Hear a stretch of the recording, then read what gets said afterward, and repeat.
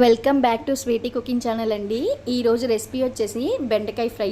పిల్లలకి పెద్దవాళ్ళకి ఎంతో ఇష్టమైన బెండకాయ ఫ్రై రెసిపీ అండి. మనం పెళ్ళిళ్ళల్లో ఫంక్షన్స్లో పెడతారు కదా, సేమ్ అదే విధంగా డీప్ ఫ్రై చేయకుండా సింపుల్గా కొంచెం ఆయిల్తోనే ఈ విధంగా బెండకాయ ఫ్రైని తయారు చేసుకోవచ్చండి. చాలా టేస్ట్ ఉంటుంది.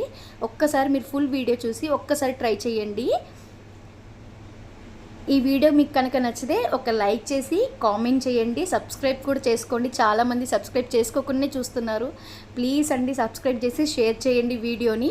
ఇంకెందుకు ఆలస్యం, రెసిపీలోకి వెళ్ళిపోదాం పదండి.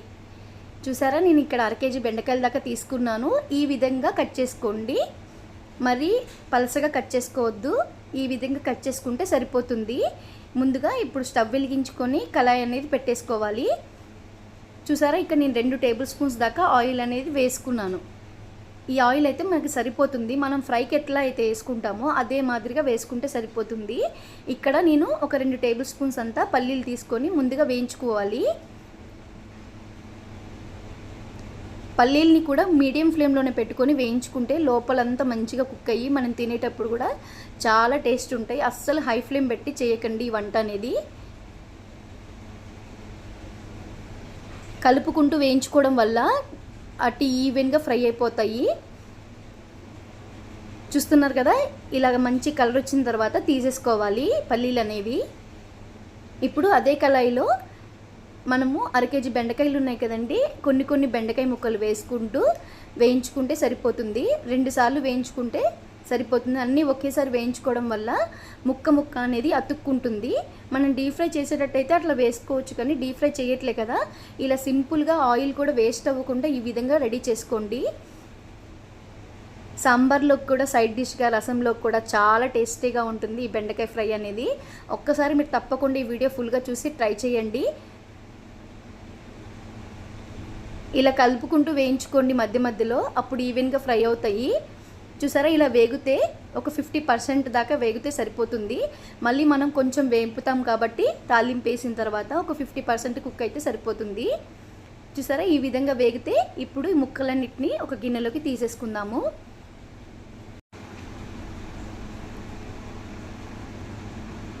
ఇలా అన్ని ముక్కలు తీసేసుకున్న తర్వాత మిగతా వాయి కూడా వేసుకొని మిగతా ముక్కల్ని కూడా ఈ విధంగానే వేయించుకోవాలి.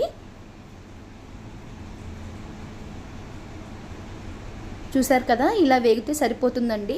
ఈ ముక్కల్ని కూడా ఒక గిన్నెలోకి తీసేసుకుందాము. చూసారా, అదే కళాయిలో ఆయిల్ అనేది ఒక టేబుల్ స్పూన్ ఆయిల్ కొంచెం వేసుకొని, ఎక్కువ వేయకండి ఎందుకంటే మనం వేయించుకున్న బెండకాయలో కూడా కొంచెం ఆయిల్ అనేది ఉంటుంది, ఇంకా ఎక్కువైపోతుంది. అందుకనే ఒక టేబుల్ స్పూన్ ఆయిల్ అనేది వేసుకుంటే సరిపోతుంది. ఒకవేళ మీకు ఆయిల్ ఎక్కువ ఉన్నట్టయితే చాలండి. ఇందులో 2 ఎండుమిర్చి తుంచి వేసుకోవాలి, 1/2 టేబుల్ స్పూన్ జీలకర్ర, 1/2 టేబుల్ స్పూన్ ఆవాలు, 1 టేబుల్ స్పూన్ శనగపప్పు కూడా వేసుకొని వేయించుకోవాలి. ఇందులోనే ఒక మీడియం సైజ్ ఉల్లిపాయ, ఒక పచ్చిమిర్చిని కూడా కట్ చేసి ఇట్లా వేసుకోండి, ముక్కలుగా కట్ చేసి.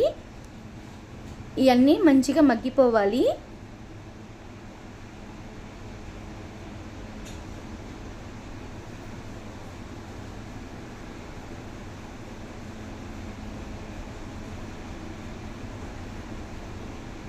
ఇందులోనే కొంచెం కరివేపాకు కూడా వేసుకొని కలుపుకుంటూ వేయించుకోవాలి.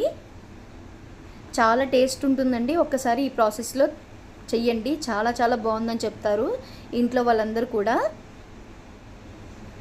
చూసారు కదా, ఇలా మంచిగా వేగిపోయాయి. ఇప్పుడు ఇందులో ఒక 1/2 టేబుల్ స్పూన్ అంత పసుపు వేసుకొని మంచిగా కలిపేసుకోవాలి. మనం ముందుగా వేయించుకున్న బెండకాయ ముక్కలు ఉన్నాయి కదండి, అవి కూడా ఇందులో వేసేసుకోవాలి.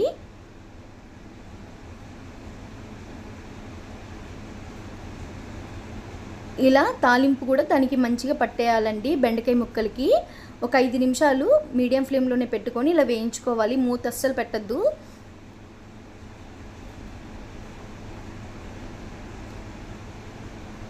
మంచిగా ఒక 5 నిమిషాలు ఇలా వేయించుకుంటే సరిపోతుంది.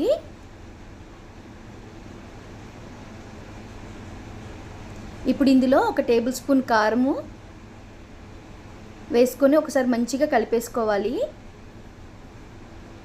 ఉప్పు కూడా ఒక టేబుల్ స్పూన్ వేసుకొని మంచిగా కలిపేసుకోండి.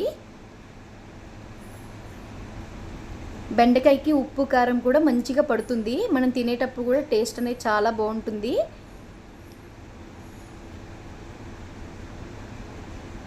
ఇలా కలిపేసుకుని ఒక 2 నిమిషాలు ఆగిన తర్వాత ఒక 6 వెల్లుల్లిపాయలని పొట్టుతోనే దంచి వేసుకోండి. టేస్ట్ అనేది చాలా బాగుంటుంది. చూసారా, ఆయిల్ అనేది మనకు అసలు ఏమీ లేదు, కనపడను కూడా కనపడట్లేదు.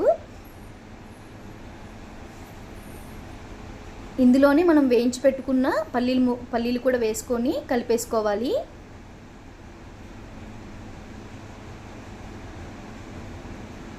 చూసారా ఎంత పొడి పొడిగా ఉందో కర్రీ అనేది. ఇప్పుడు ఇందులో ఒక 1/2 టేబుల్ స్పూన్ అంతా ధనియాల పొడి అనేది వేసుకోండి. చాలా టేస్ట్ ఉంటుంది. ఒకవేళ మీకు ధనియాల పొడి రెసిపీ కావాలన్నా కూడా ఒకసారి వీడియో చేసి పెడతానండి. చాలా టేస్ట్ ఉంటుంది. నాన్ వెజ్ కర్రీలో కానీ వెజ్ కర్రీలో కానీ కొంచెం వేసుకుంటే లాస్ట్లో చాలా టేస్ట్ ఉంటుంది. కర్రీ టేస్టే మారిపోతుంది, అంత టేస్టీగా ఉంటుంది. చూసారు కదా, ఎంతో టేస్టీగా ఉండే బెండకాయ ఫ్రై మంచి పొడి పొడిలాడుతూ చాలా చాలా బాగుంటుంది. టేస్ట్ అయితే ఒక్కసారి ప్లేట్లో అలా పెట్టుకుంటే ప్లేట్ మొత్తం ఖాళీ చేస్తారండి, అంత టేస్ట్ ఉంటుంది కర్రీ మాత్రం. థ్యాంక్ యూ ఫర్ వాచింగ్ అండి.